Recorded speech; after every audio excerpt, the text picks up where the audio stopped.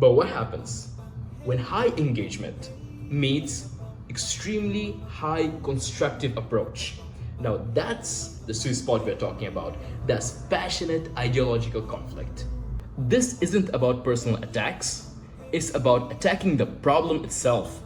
It's focused on ideas, data, logic, and shared commitment to finding the truth or the best possible solution. Disagreements are welcomed, debated regularly, but respectfully. Research consistently shows that teams capable of this kind of conflict are more innovative, make better decisions, and are ultimately more successful. This is where breakthroughs happen. But let's be honest, is it that easy? To be honest with you, it is easy, at the same time, it is hard.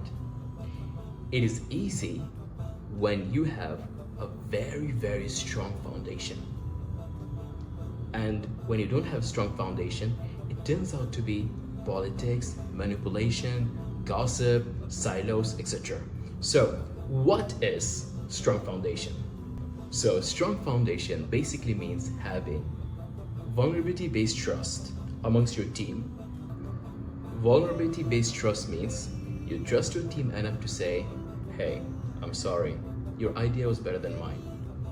You trust your team enough to ask for help, and you keep your ego aside, you keep your ego low, and you trust your team enough to be vulnerable. Now that is vulnerability-based trust. And what is psychological safety?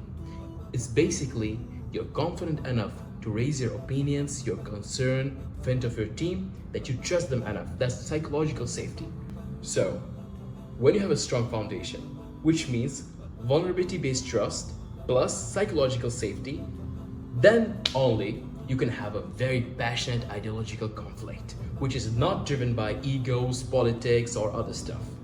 But how do you ensure strong, passionate ideological conflict doesn't turn into hostile conflict? Because let's just say you have two different very strong opinions and both are valid.